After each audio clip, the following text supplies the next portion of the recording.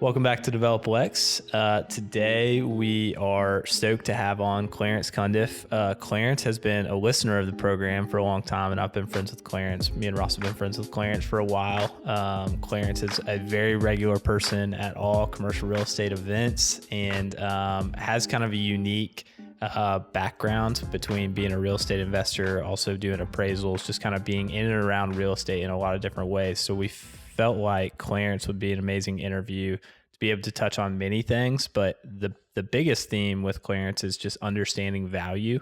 Obviously, with being an appraiser, that is your job, right? Is to understand value. And so I think that being able to derive that value and talk through those values would be a very helpful thing for guests to hear. So we'll touch on a few different things, but I think the first question we would ask, well, first off, thanks for coming on, Clarence. And how did you get to where you're sitting at today?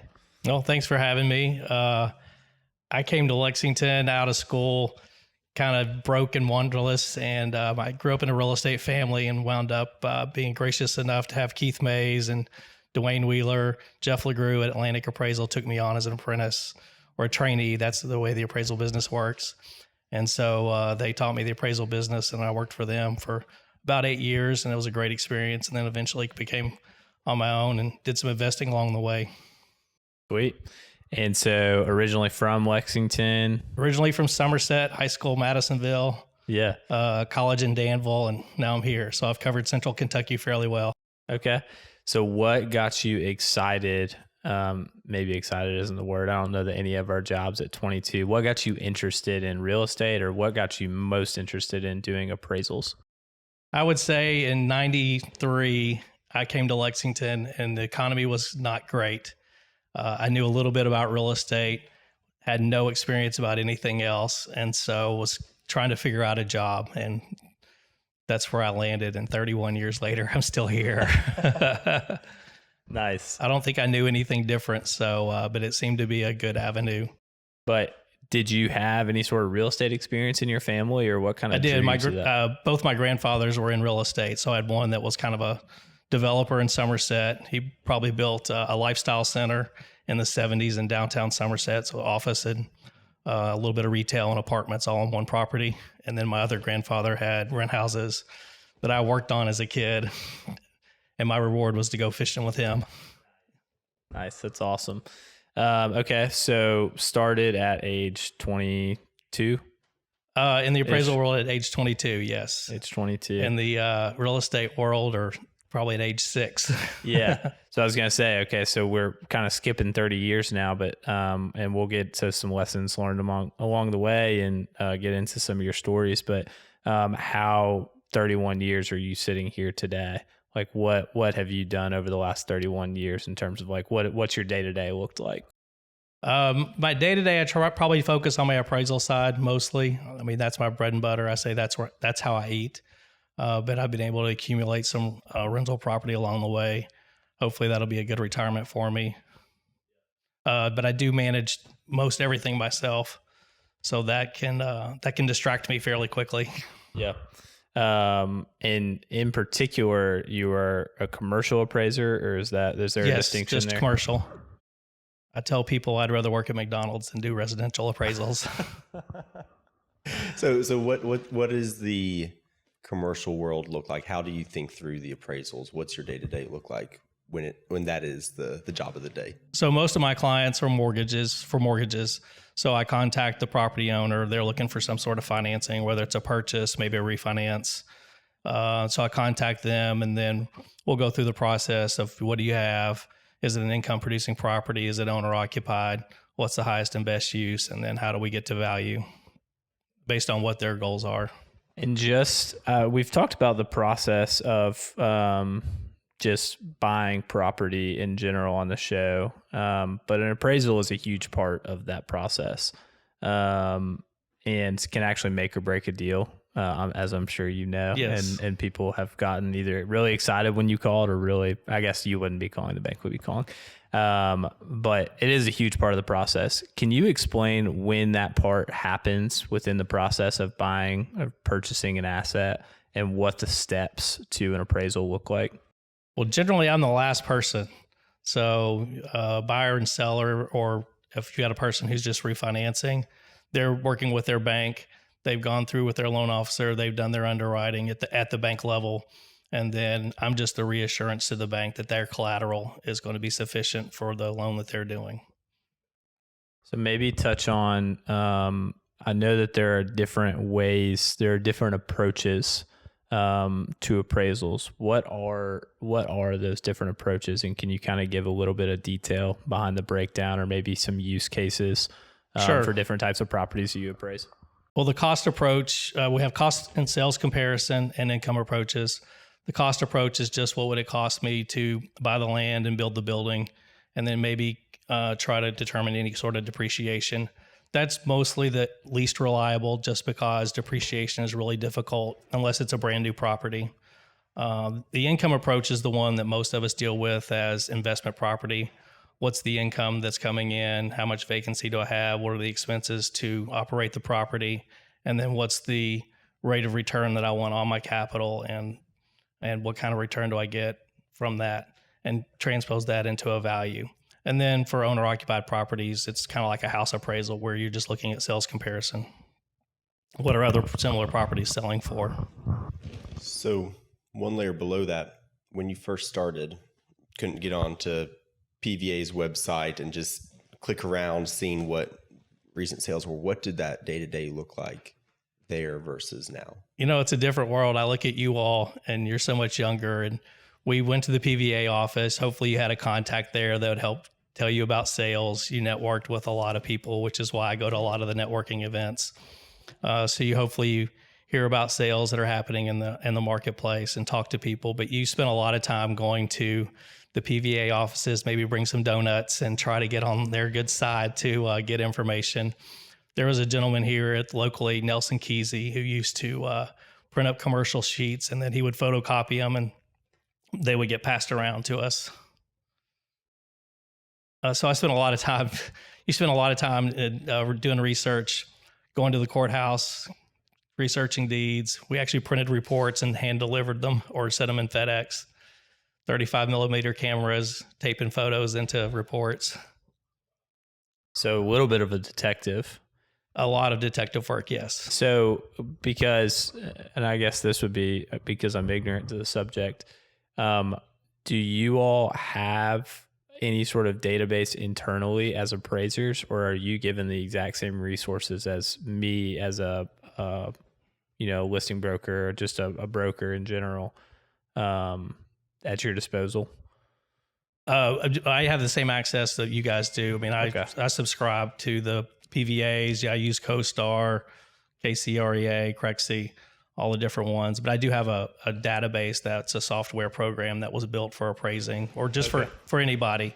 Gotcha. That I find that's very useful. So I maintain that internally for myself. Okay. And I'm happy to share with a lot of people. Yeah, I'll be asking about that. I might even cut that part out and you can just send it to me if that's helpful.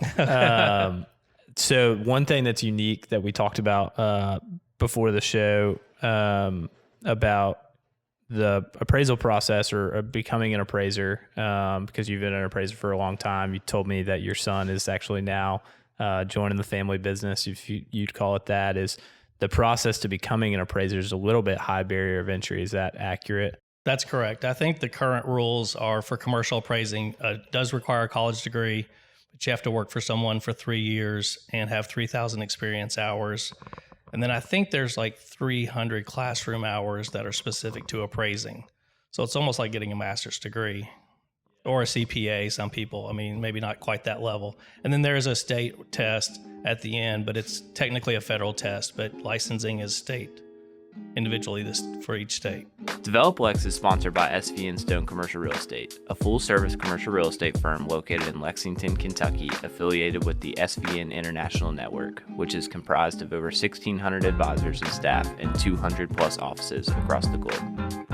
The SV & Stone team consists of experienced commercial real estate advisors in the heart of the Bluegrass. SVN provides commercial real estate services to large corporations, middle market businesses, and individual entrepreneurial investors. Serving the greater Lexington area, SVN offers advisory services for sales, leasing, management, and development of commercial properties locally, regionally, and nationally. With transaction volume of over $400 million, the advisors at SVN Stone Commercial Real Estate have vast experience and deep understanding of all aspects of commercial real estate. I think that should give listeners a little bit more clarity on appraisers do know what they're doing. For sure, they've had a lot of hours spent doing appraisals and trying to derive value in the city. And that would probably lead me to maybe our next talking point, which would be you're also a real estate investor. What has been, or why did you kind of get excited about the prospect of investing in real estate? Backstory, I first really got to know Clarence through, I was carrying a tenant south of Wrigley, and Clarence had bought a property on Southland Drive, and now it's like one of the more successful businesses on Southland Drive. But Clarence was very easy to work with, was a great landlord, but obviously was not your first go around when we were negotiating the lease and whatnot. I was just representing the tenant. You were the landlord, but was clearly not your first go around. How long have you been investing in real estate, and kind of what got you going on that? So when I first moved to Lexington, I wound up buying a house on University Avenue, and I lived there. Wound up buying my neighbor's house, lived there. Did some additions for the vinyl boxes and eventually rented to students. Bought some other houses around UK, worked on them on the weekends and at nights. I used to have some of my friends make fun of me because I was painting or doing plumbing work or whatever, but it was a great way to get started with small investment property. That's definitely a great way, in my mind, to build long-term wealth. And then with that, you... at some point, did you make the jump from, have you always been a commercial appraiser? I've always done commercial. Technically, you have to do 2 residential appraisals and submit them to the state to get a general certification. There's a residential appraisal license and what's called a general license, which means you could appraise anything. Tends to be more on the commercial side, but I did the 2 residentials. That's the only 2 I've ever done, and the only 2 I ever really want to do. Yeah. So I guess the properties that you bought initially were residential. When did you kind of get maybe a jump into some more commercial property, and what are some of the things that you like to invest in? So at first, like many people, I bought single family and learned from there. I guess the amount of capital involved and the risk is not as big. And then probably it took me a while to get over to commercial. So I've been doing that maybe like 5 years. My family had some commercial property that I still manage and deal with. But that's a little bit outside of, it's technically not mine. So how'd you buy the Southland Drive unit where South of Wrigley is currently? Oddly enough, I got asked to do a valuation from an old classmate. And I wound up doing the valuation, and she liked the number, and we wound up, I think they wanted to dispose of the property through an estate. And so I just wound up purchasing it. And was that the easiest lease deal you've ever done?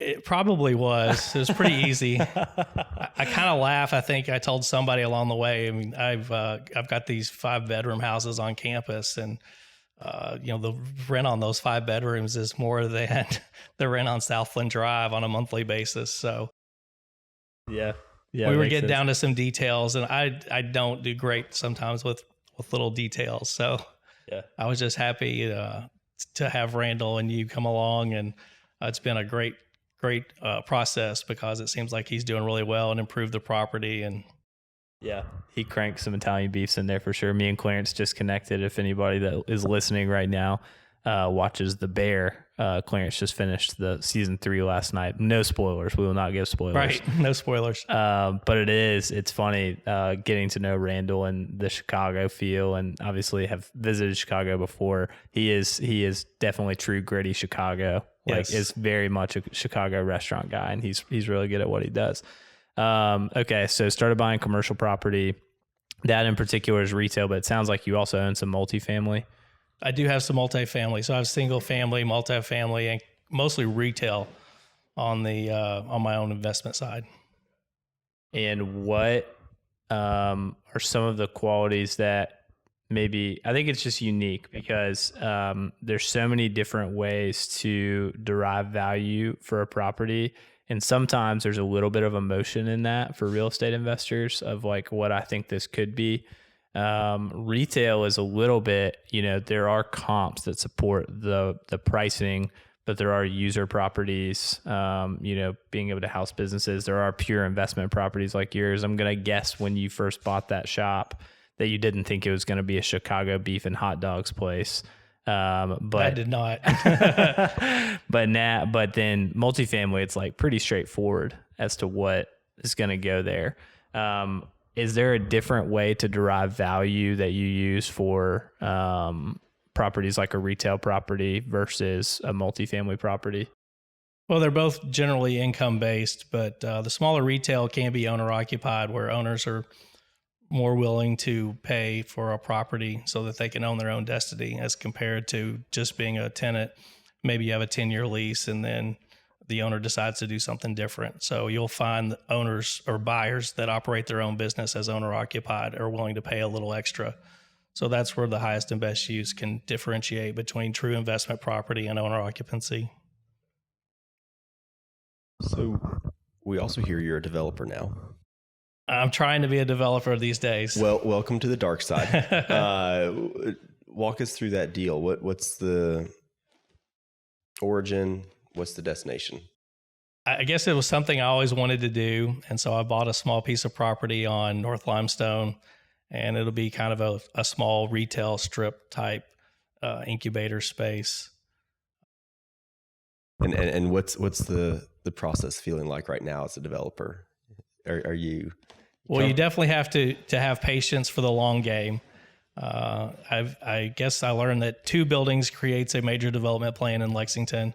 So I filed my paperwork and learning how to submit the paper and probably do revisions and hopefully get approval. Yeah. And when you say do you have like a specific, it's not going to be anything that you're involved in that's going to occupy, hopefully you're going to be a landlord and investor, take a property that maybe didn't have as much value and make it better. Was that kind of the ultimate vision, or what drew you to that property, I guess? Well, I purchased it out of an estate also, and the property had already been raised. So it's vacant. It's not like I have to tear anything down, but it's an infill property. I really like that whole neighborhood. I think there's a lot of, Chad Needham's doing a lot of cool stuff down there, and it's just inside New Circle Road. Lexington is starting to, gentrification for some people can be a difficult thing, but it's definitely happening there. So I feel like it's a great location. Yeah, for sure. And just to give proximity wise, it is how many blocks from Gray Line, do you think? It's far enough that it's sort of outside of the influence, but it's probably like 10 blocks. Okay. I'm next door to Jackson's Liquor Store and about 3 blocks inside New Circle. So I'm closer to New Circle. Gotcha. Very close to the new Dutch Bros. I'm close to them, yes. Yeah, that's the only thing that brings me. We go to church around there, but we do sometimes go to Dutch Bros after. So get to be a developer now. So you're wearing a lot of different hats of developer, real estate investor, appraiser. Obviously your schedule you're probably putting on different hats throughout the day. I'd like to ask specifically about appraisal and some of the biggest projects you've been involved in. Is there any that jump off the map to you that if somebody's asking you about your job and, maybe you light up about a story that you really enjoyed, what would one of those be? Wow, that's an interesting question. Most of my properties tend to be more local. I don't do like the really big stuff. CB, Cushman, some of those people have their own valuation groups and they do the big regional properties. I think one of probably the more fun ones I did was Jeremy Delk's doing the conversion of the office building to condominiums across from Jeff Ruby's. That has a lot of moving parts and a really interesting property. What are those moving parts for folks that may not understand what all goes into office conversion? So he purchased an office building, and then floor by floor, he will be doing residential condominiums. There's the ability to lease those out, kind of like a shared. And I probably shouldn't speak out of turn. He knows his business way better than I do, but the process of building that floor by floor, but then there's office tenants that are existing in the building that have to eventually move out and relocate. So it's a long timeline. And then he's planning a roof patio club there, I think, that may be partially open to the public. So there's a lot of construction components and then the sales components to sell the condominiums as well as moving out the existing tenants. Cost is a big deal there because you're renovating. And as we know, cost and inflation has been one of the craziest, scariest things in real estate these days. Prices to do construction is so expensive. And sometimes the cost doesn't necessarily equal the value. That's right. So walk us through when a scenario like that hits, what you're seeing in the past 4 years or over your tenure, what other environments you've seen where things don't always correlate. A lot of times when people do renovations, especially on their own properties, they'll renovate it, maybe make it nicer or have things that are more durable. So it tries to reduce their maintenance in the long run. You can wind up spending more than something's worth. But for owner occupancy, it will make sense, but definitely run into that issue. And that can create some lending issues because the valuation doesn't exactly line up with what their actual costs are. Craftsman Contractors is Central Kentucky's one-stop shop for roofing, windows, siding, and gutters. CraftsmanContractors.com/contact us will get you straight to the form you need so their team will get in touch about your project. Or just text Steven at 859-246-0108. When they finish your project of windows, siding, gutters, or roofing, you'll see what they mean when they say we build with integrity. And it probably seems fairly simple to you. Maybe it doesn't, but I think that's kind of an interesting thing to hear from maybe my perspective is doing a project like that where you're really thinking forward and having to really get a number in mind that is forward thinking is very different from appraising a 4-unit or 5-unit multifamily where you can see the neighbor sold for 110 a unit 3 weeks ago. So maybe justifying 110 a unit there is a little bit easier than coming up with a cost valuation. Is that a different type of appraisal? Is that when you're coming up with a future value that's not there? And what are some of the components to that process that you maybe have to take? The more long-term, obviously, present value of money, the further out you get, the more risk that you have. So it gets more complicated of trying to come up with the present value of what's that worth. Sometimes we do just kind of cash flows, but again, you can kind of tweak things a little bit, change a rental rate, change a vacancy rate, change a discount rate, and really make the value make the value change a lot. Yeah, that makes sense. Any other large scale projects or that you feel excited about that you've participated in? I'll have to keep thinking about that. That's I haven't thought about that in a while. We talked and they all before. kind of run together. And you ask about my day, and I guess I really don't even know what my day is going to be like most mornings. I might have a schedule of I've got to go do this inspection or I have this appraisal due. But until I really sit down at my desk, and maybe I should be more organized. Well, we talked before the show. How many you tried to guesstimate? How many appraisals roughly do you think you've done? Yeah, so I thought about that. I think I've done about 5,000 appraisals in the 30-some years. Yeah, and I'm assuming that process has changed over time, and that you've probably become a better appraiser to a certain extent than you were 31 years ago. Absolutely. It's so much faster with computers and the internet and not having to print and punch and bind reports. So much faster. So our appraisal fees really haven't changed. When I started in the business, I mean, kind of a basic appraisal was about $1,500. In a few years ago, that was still a pretty valid number. We're trying to probably push it up. I think, I've tried to be around 2,000 for basic things. Obviously, the more complicated it gets and the more time I have to invest in the appraisal can increase the fee. And just so I understand a little bit, how long does that process typically take? The appraisal process from the time that the bank calls you and says, Clarence, get on it, to the day that it's out the door? Like how long does that take? I like to be at 2 to 3 weeks. That kind of helps my schedule, but obviously I have to coordinate with the owner go see the property, and then do the research. Sometimes the research is really easy because I may have it in my database. Sometimes the research is much more difficult. I have to spend a lot of time calling people and finding comps, and those can take a lot of time. And so proper etiquette, owner gives you just enough information, but not trying to influence a value. Seller should not have contact. Is that what's proper etiquette people should understand when dealing with an appraisal that's been commissioned by a bank? Well, I think that I'm supposed to be the unbiased person in the room. I think the new Dodd-Frank has some appraisal pressure. I think that's mostly on the residential side. I do feel like that owners should be an advocate for their property. They should be pushing for the best that they can get. And it's my job to be what's realistic and report that to the bank or whoever my client might be. What lesson? I don't know if you take on. What was it called when there was an apprentice?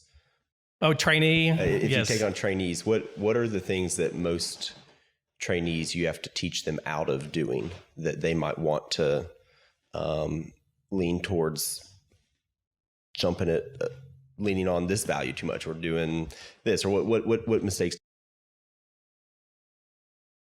I say that we have an art with scientific methods. I mean, there's obviously the math that's involved, but there are subtleties that you can kind of learn about, whether it's location or how a property is laid out.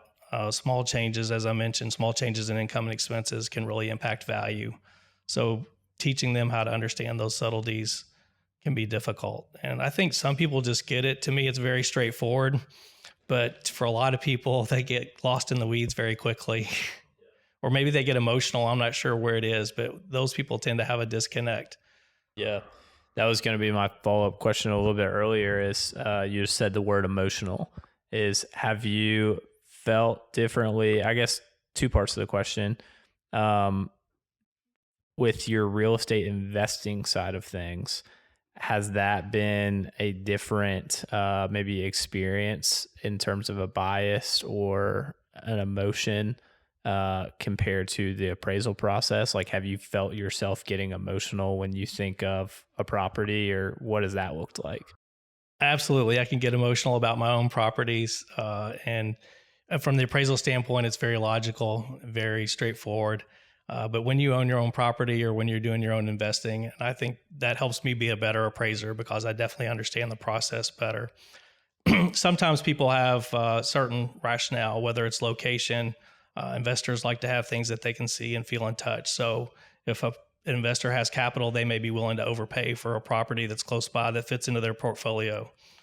You have to find those subtleties. And I've definitely found myself looking at properties that I really like, and maybe I'm willing to, I try to talk myself out of it before I overpay.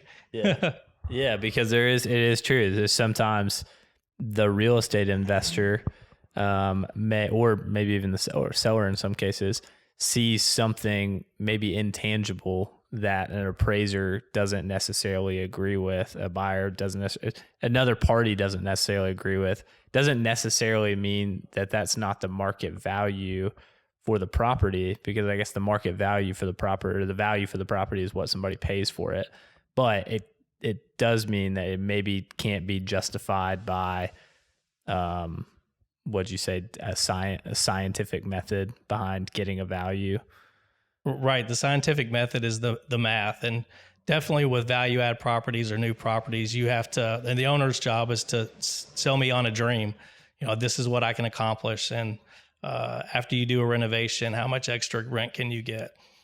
Or maybe how I can save this expense, and how does that translate into value? And so definitely it's the owner's job to sell me on those things. And if you can't envision that in the future, it can be very difficult. Develop Lex is also sponsored by Community Trust Bank. Hi there, this is Cam Dacey, Commercial Loan Officer at Community Trust Bank and avid Develop Lex in Middle Tech podcast listener. Community Trust offers a wide variety of home loans, commercial loans, and small business loans to suit your financial needs, as well as mobile banking, internet banking, and bill pay. Their friendly and professional staff would love to assist you at one of their 6 Lexington locations. Community Trust Bank is committed to building communities built on trust. Member FDIC, equal housing lender, subject to credit approval. So one of the things I feel like a lot of guests talk about is we're within the urban services boundary, creating a man-made scarcity of available land. I assume you have an X-ray vision where you can say land is valued at X, the vertical is improvements are at Y, or maybe I may be misunderstanding it, but are there things where you're like, wow, land is just keep going up and up and up more than other cities in central Kentucky? How do you all separate that, or is that even a thought? Land can be the most difficult because it doesn't generate income. And then as far as highest and best use, what's feasible?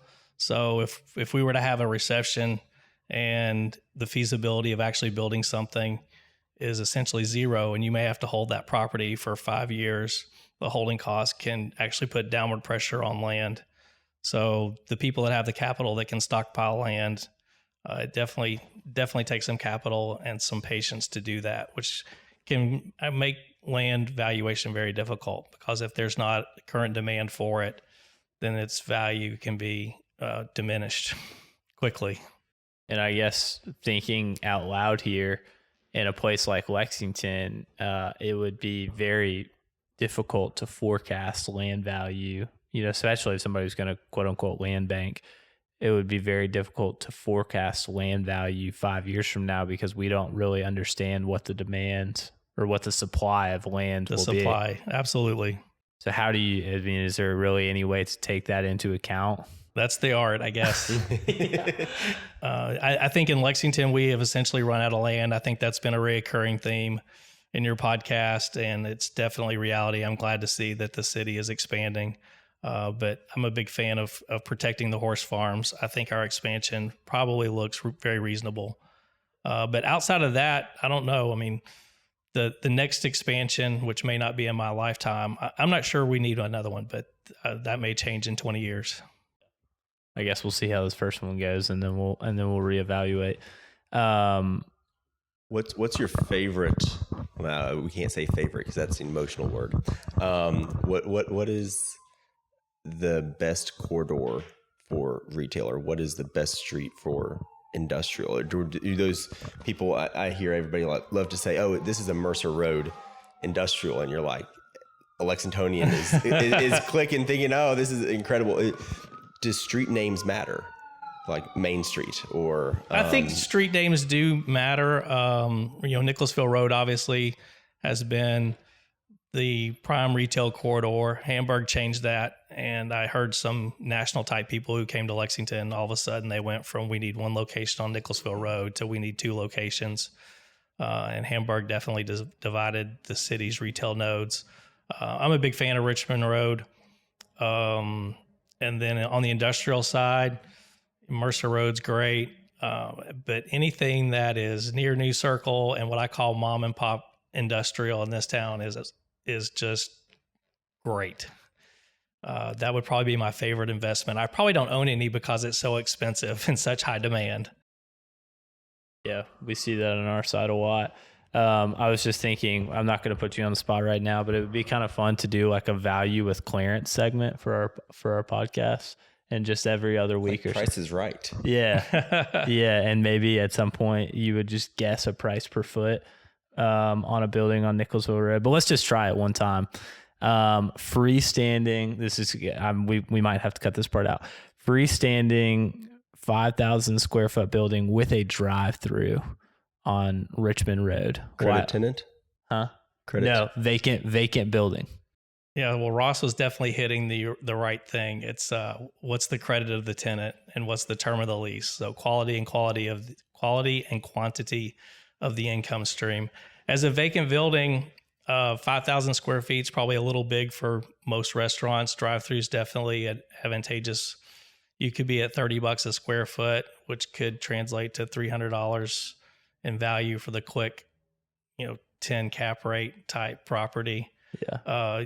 But you put in a credit tenant like a Chick-fil-A or a McDonald's, they wouldn't be that big. And then all of a sudden it doubles. Yeah. Heck yeah. I love that. Actually, now that you mentioned that, one of my fun things is the Walgreens used Kentucky as the test case for surplus rent and how that translates into value. So Kentucky became a test case on triple net leases and how taxes are transferred. Walgreens had really high lease rates and investors were buying them. And then investors got into more demand. The cap rates went down, values went up, but the property taxes were all passed through to Walgreens. So it was costing them money. The fact that investors were pushing up the prices of their buildings. So in Walgreens, they tried to lower their property taxes by saying, hey, we pay too much in rent. We should be paying a lower rent. So therefore our tax assessment should be lower. And ultimately they did not win in that case, but I was involved in that as well as a lot of other investors. David O'Neill, they picked one Walgreens here, and it became the test case for the entire state of Kentucky, which actually became kind of a precedent for the United States. Super interesting. And he mentioned that on the podcast as well. Yeah. Wow. Man, I could keep doing that little segment with Clarence for a little while. That was beautiful to see how your mind just navigated that. Yeah, midway through, I was like 5,000 square. He's right. That would have to be subdivided. So maybe you'd have to take in costs to subdivide into two spaces. Only one tenant would get the drive-through, so maybe they pay a little bit more per square foot, and the other tenant pays a little bit less. That was good. Exactly. That's about the size of the Chipotle one with Maple Street. Yeah, it is. And I don't think people really realize how difficult or expensive it is to divide a space. It's not just building a wall, because you build a wall, then you have to have a second utility service. Maybe you have to have a second water service, then HVAC, parking issues. It gets very difficult. And then you mentioned the drive-through gets probably a couple extra bucks in rent. Yeah. Oh yeah. Everybody that calls me needs a drive-through locator, especially if they're not from Lexington. They're like, oh, I'm just going to go into Lexington and get a drive-through. I'll just find a drive-through in Cap. Right. And I'll pay $20 a foot. And it's like, no, I'm sorry. That's probably, if you want to do a small retail space, a drive-through, it's probably like $40 a foot, 40 to 50. I probably had 50 people ask me about drive-throughs on Southland, and unfortunately I didn't own the property next door. So no drive-through. Yes. Yeah. And the B1 zone in Southland makes it very difficult. We're now going to see, I guess, the backlash of that for a little while. Man, I'm really stuck in that segment. You might have to take the next question. What are you most excited for that you're seeing in Lexington, whether it's from the investor side or the appraisal side? The great thing about appraising to me is I kind of get them coming and going. People need appraisals, whether the economy is moving up or down. If it's moving down and maybe we're heading that direction, I don't make people happy because generally the value is lower and deals don't work out as well. But I think the appraisal business is solid. I'm a big fan of Lexington. I think I've heard a lot of other people talk about it on your podcast. Between the university and healthcare, banking, we're a regional center for retail. Toyota's a big influence.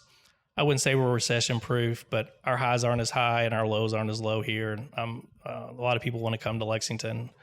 Unfortunately, Eastern Kentucky, with a lack of coal jobs, people are migrating this direction. And so I'm a big fan of Lexington. I don't really see anything negatively happening for Lexington in my lifetime. Love that.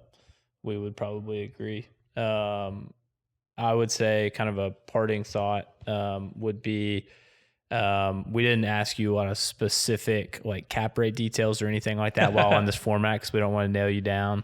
It's anywhere between 4 and 12. Yeah. But I would say, after knowing you for probably 5 years now, you are an open book and are happy to help people in any way you can. So absolutely. I don't want to offer this on your behalf too easily, but at least in my experience, you've been a wealth of knowledge and resources and sharing comps with people. Is there a way that people can reach you? You don't have to actually give out your personal cell phone number, but I'm pretty easy. If you Google my name, you will find me very easily between cell phone and email. Clarence at Cundiff Real Estate's my email is the easiest way to find me. And if somebody wanted to get some comps or some value, what's the best way that they can reward you? Is it a Panera cup of coffee? Is it a South of Wrigley sandwich? South of Wrigley sandwich. I'm a big fan of just reciprocation. I mean, I think we're kind of all in this together, and I can be helpful to somebody, and hopefully at some point they can be helpful to me. So generally, as long as there's reciprocation, but A nice lunch is always good. Yeah. Or breakfast. I'm a big fan of breakfast too. Yeah, that's the name of the game in real estate. Well, thank you for coming on, Clarence. That was awesome. Thank you. Appreciate you having me.